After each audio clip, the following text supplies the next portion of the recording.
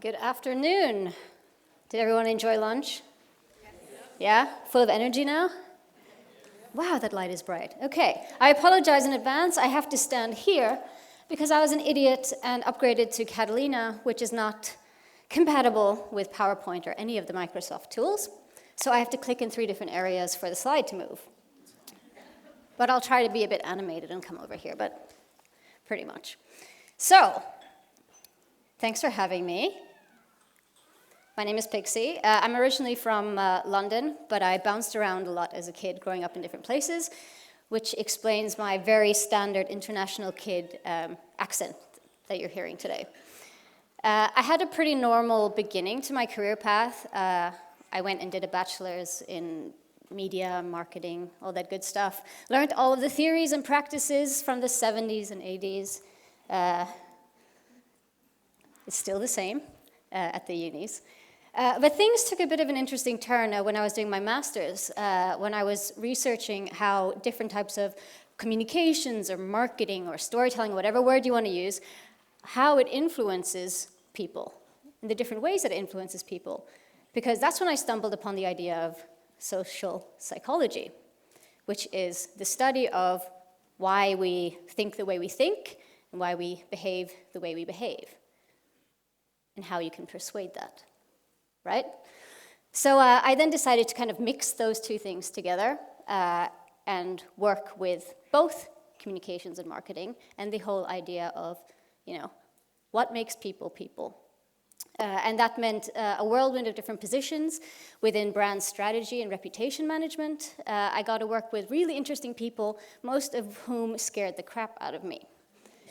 And then in 2013, I got tired of the warm weather and the sun, so I came here, where I met my co-founder, Marnie, who's sitting over here, taking pictures.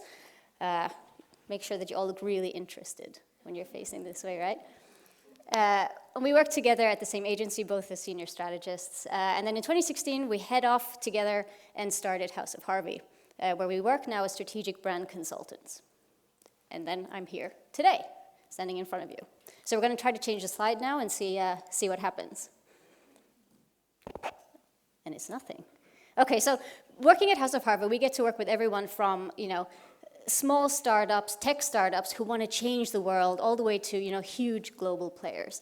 But no matter the size, no matter the industry, no matter what you work with, every business seems to have the same problem, which is, how do we stand out? How do we have impact? How can we actually be heard through our communication or our content or our storytelling? Right? Do we all agree? It's kind of hard to stand out? Yeah. Changing the slide again. But before I jump into the whole presentation, I just want to clarify something.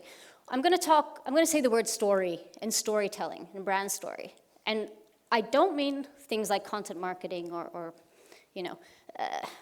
specific types of content. What I mean is, when I say your brand story, it's the overarching narrative that all of your messages are built on, right? It's the essence of who you are. It's how people perceive you. It's the decision I make when I think about your company. Who are you, right? We agree? We get that? Yeah. Okay. So, why stories? Why storytelling?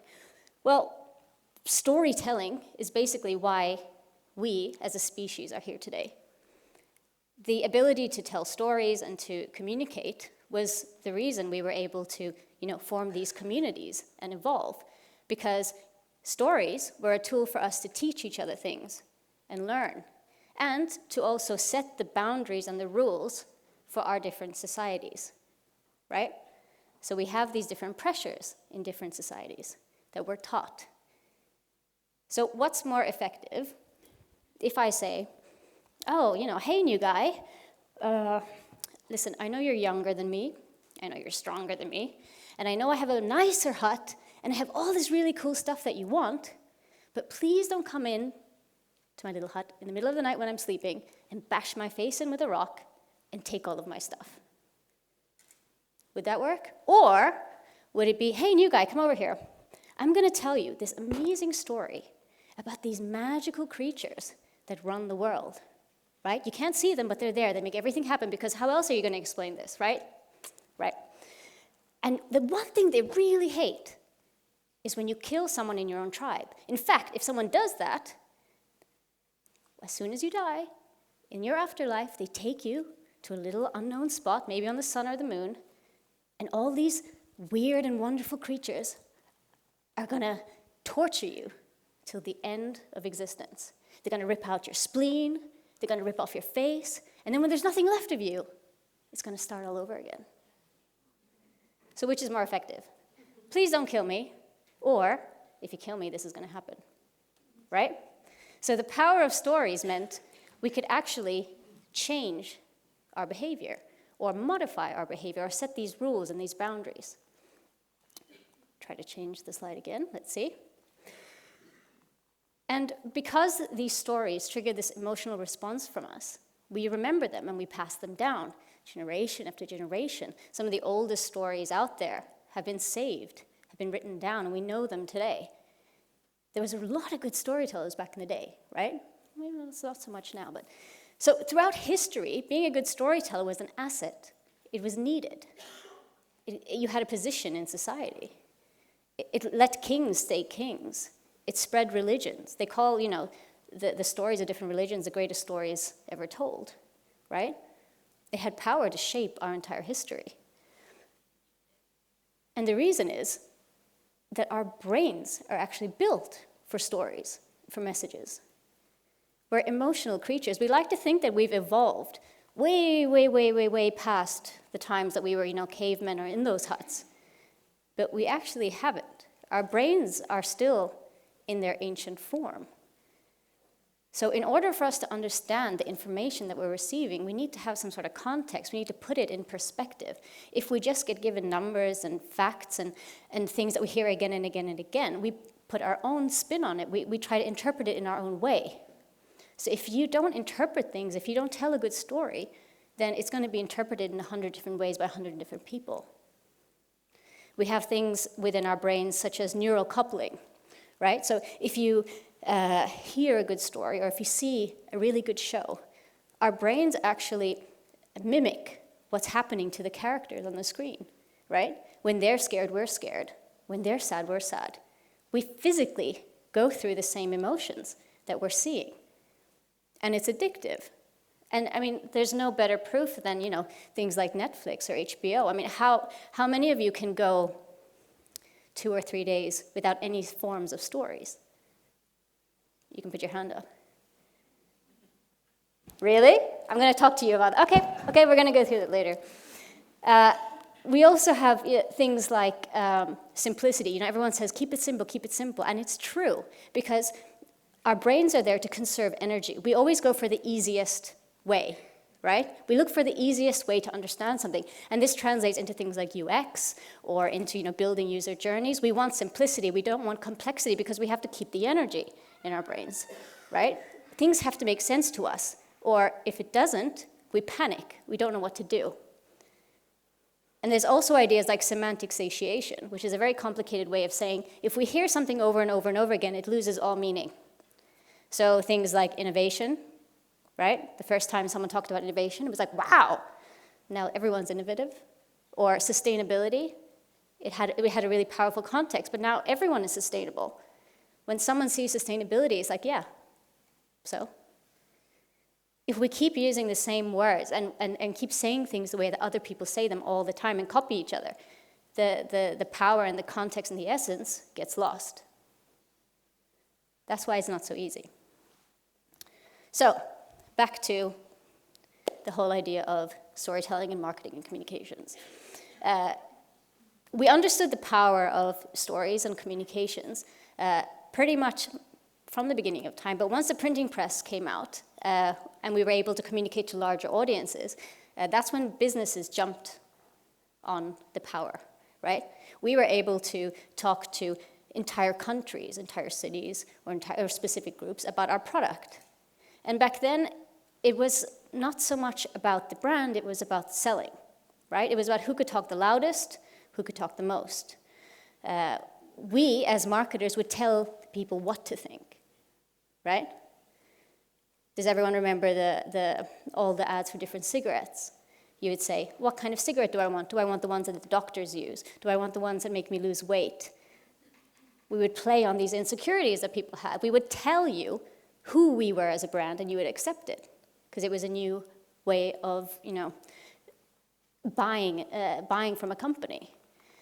And no matter what channel would pop up, whether it was magazines or posters or the new thing that was television or radios, no matter any place that people would go to enjoy themselves or to hear stories or to be entertained, we would smash as many types of brand content in there.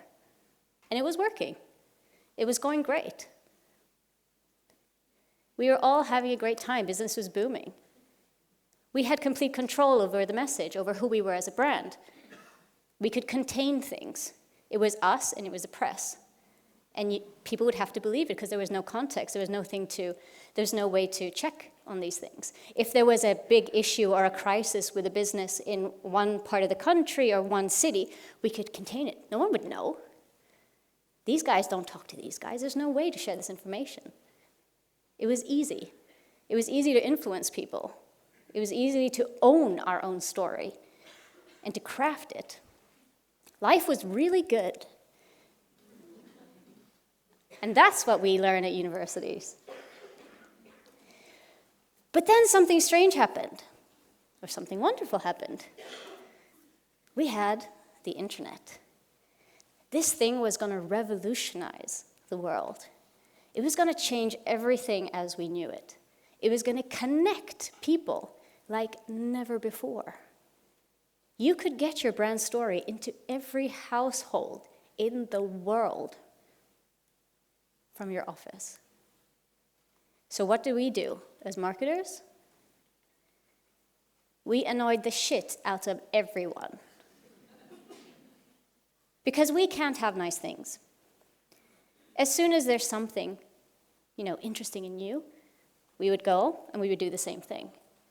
Just like before with TV and radio, we put the sales content in every nook and cranny we could. It didn't matter what audiences were actually doing on the channel or what they were looking for. It was the whole idea of if we tell them, they will buy. If we tell them, they will buy.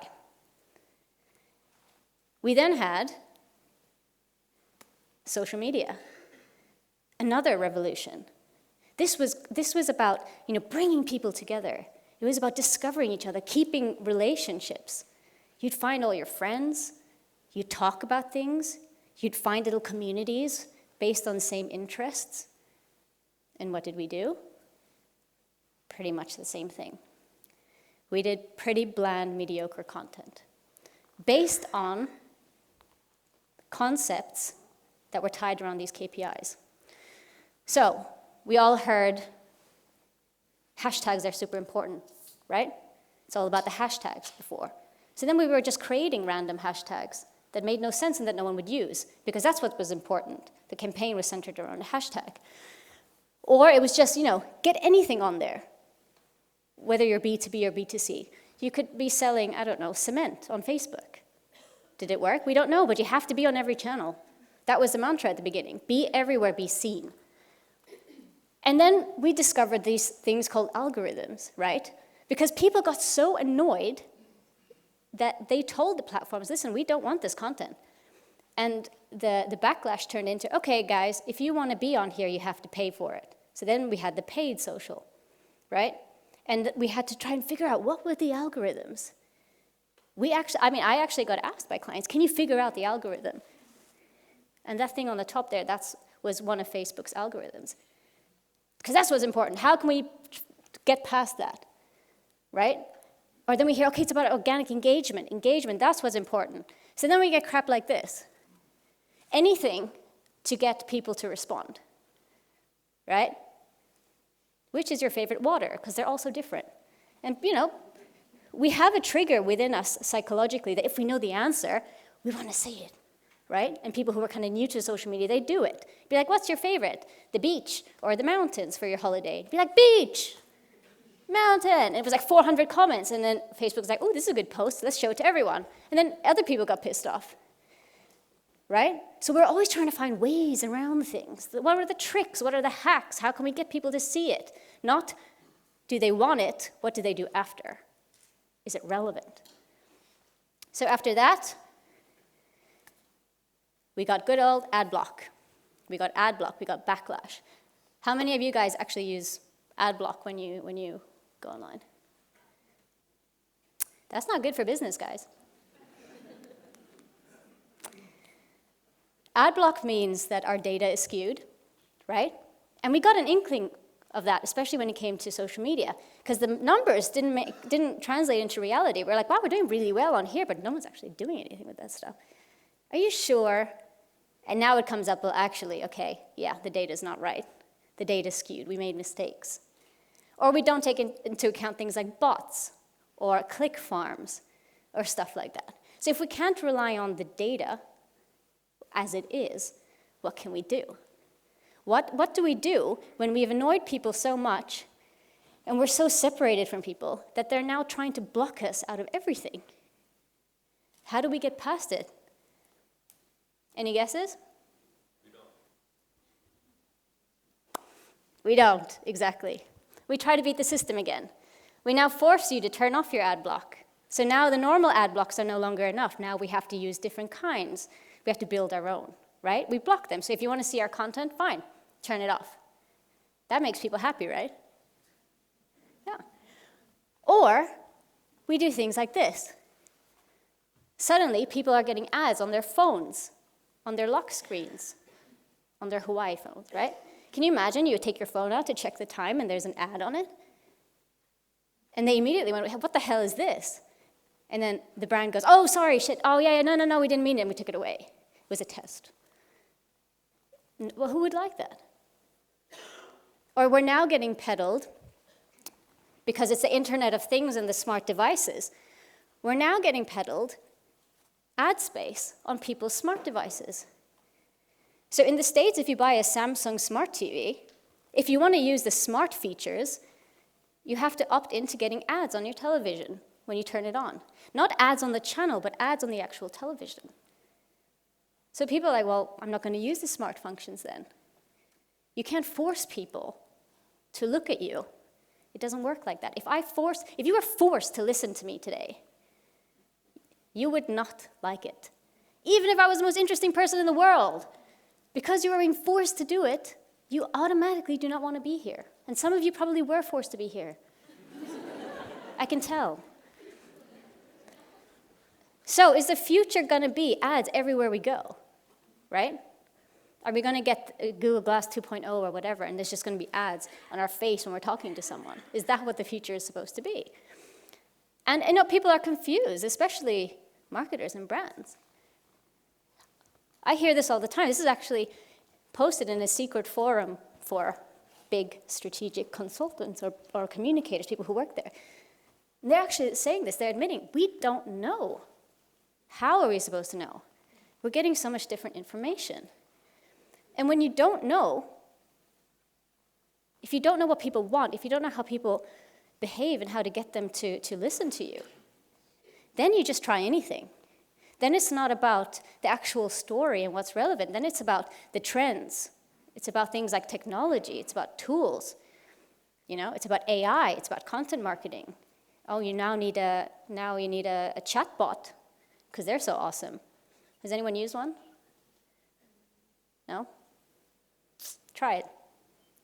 Try to get something simple done with a chatbot. See what happens. You're going to pull your hair out. So the solution to being an engaging brand, to standing out, to actually having an impact, it's not to talk about innovation or to talk about transformation or 2020 solution or 2025 solution. These are all tools. And it can be hard, especially when you go on LinkedIn or you try to find out what are other people doing. It's just trying and testing different solutions and easy fixes.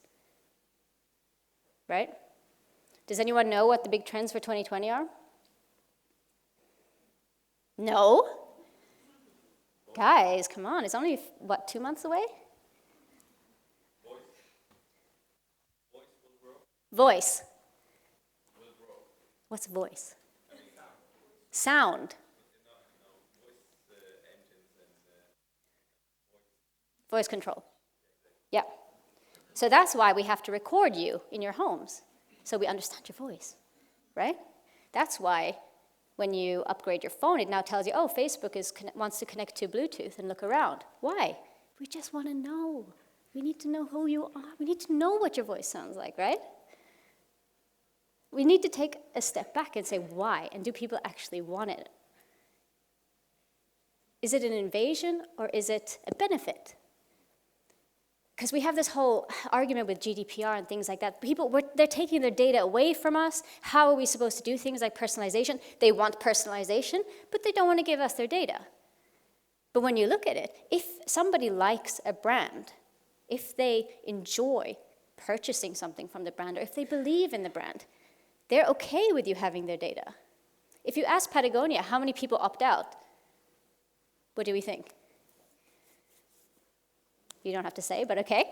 Or, if we ask a bigger company that maybe doesn't have such a good reputation, how many people are opting out?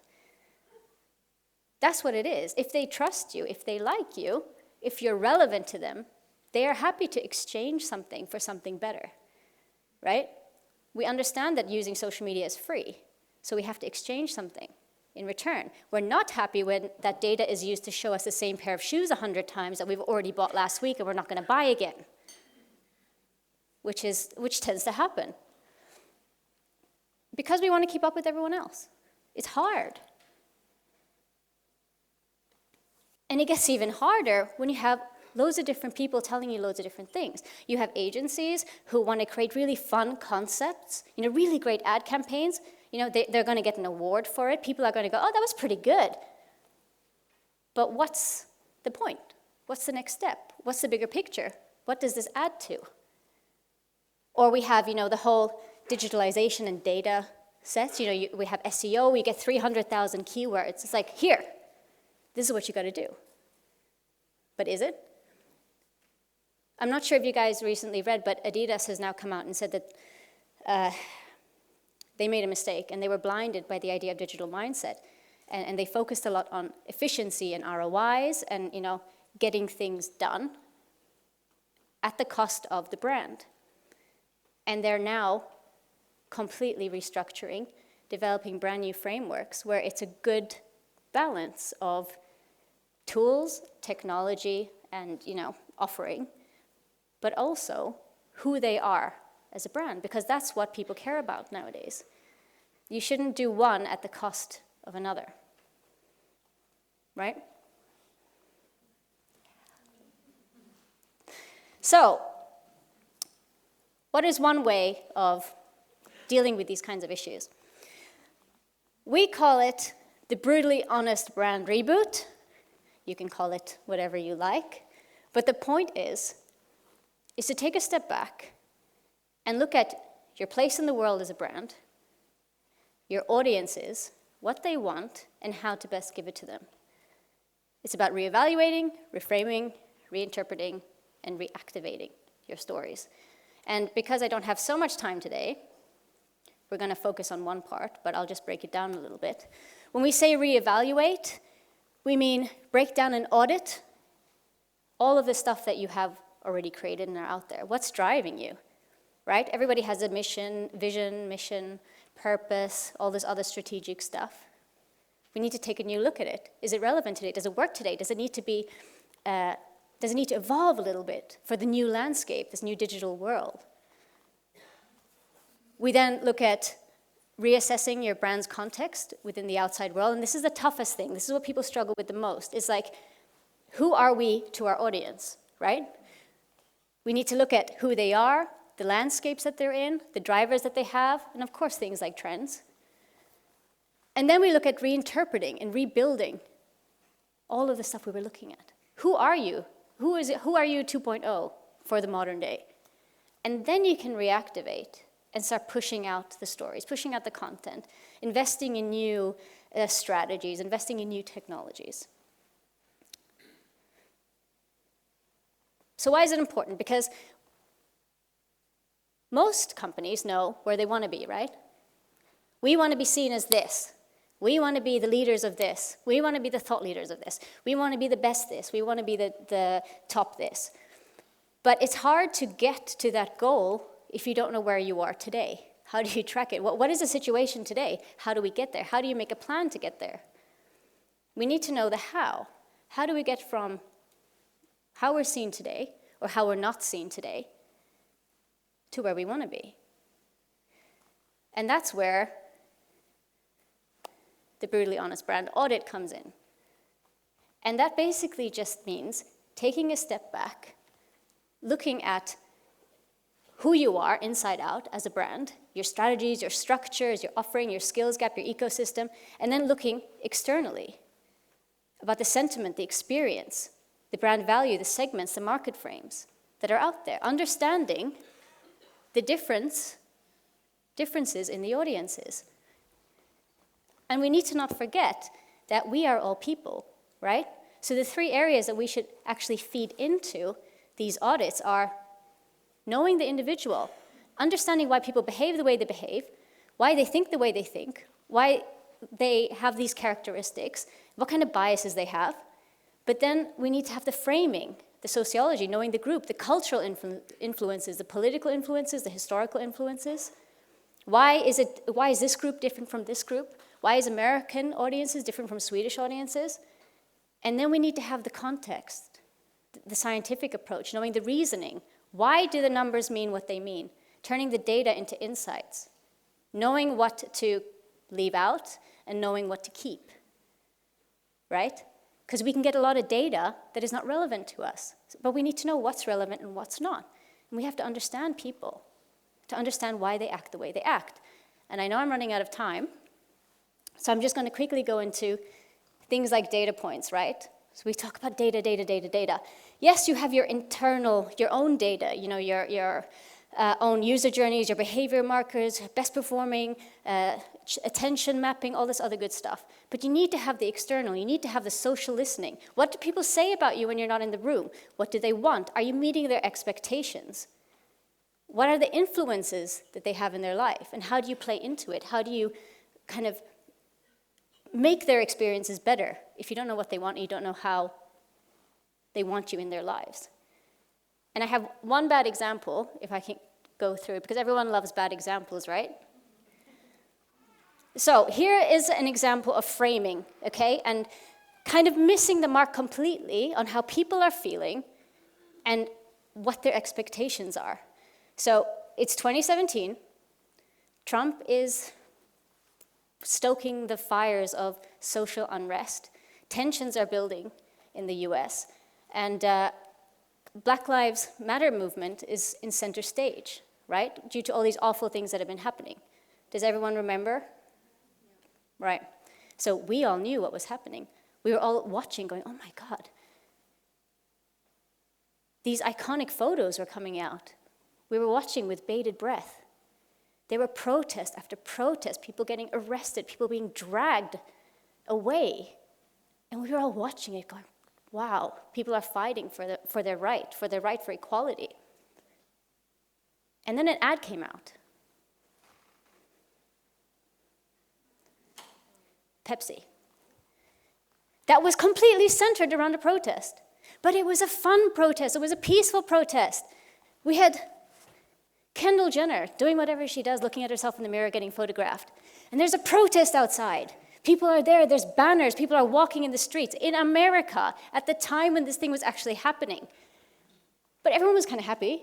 They were playing instruments, they were smiling, they were doing like this. She knows it's happening, but she's not interested until she sees some hot guy. Then she's like, oh yeah. She rips her wig off. I don't know why she's wearing one. I don't know what the point of that was. Throws it at a person of color, literally, and the girl goes, okay, it's there for a second, but you need to watch it. She then joins, everyone's having a great time, everyone's there, and then they, reach the police. Things get a bit tense, but Kendall knows what to do. She grabs a Pepsi, and she hands that Pepsi to the police. And he drinks from it, and he smiles. And then everyone has a really great time. Everything's fine. Everything's great. She fixed it. And then the tagline, live bolder. And it was kind of easy to see what they were going for. But did they know that they were going for it? Because they say no. Of course people were outraged. They were pissed. And it all kind of built up to Martin Luther King Jr.'s daughter tweeting. I mean, come on. After the backlash, the CEO of Pepsi, who is a woman of color herself, still admitted that she didn't really understand what the problem was. And this is where the idea of the whole sociology and understanding people, because especially in big brands or brands from different countries or segments, we have different privileges, and we can be blinded by those if we don't take the time to understand where we're trying to get our message out, where we're trying to communicate. How could it go so wrong? And we can be sitting here thinking, well, that would never happen to us. We play it safe. Playing it safe has no impact. Okay, but we know we won't make that mistake. But it happens again and again and again to companies big and small. And that's where the framing comes in. A frame is simply the surrounding environment that has a specific audience segment, right? It can be cultural, it can be geographical, it can be location-based, it can be based on any other type of metrics you want to do. But what it does, it helps us actually choose the right message or concept, identify new opportunities, help us with these risk assessments, and actually influences how we adapt our offerings, our services, or our communication. And that it means for the person receiving it that the message feels personalized, relevant, empathetic. They know me. This is for me. I get it. Is this going to help me? Or, I see myself there. But more importantly, understood. What you're trying to say actually translates. And I know you're standing over there. You're going to shut me down, okay? I'm going to stop now, because I can keep going and going and going. I'm not entirely done, but I don't want to mess it up for everybody else. Because I think we're doing questions. Thank you. Yeah.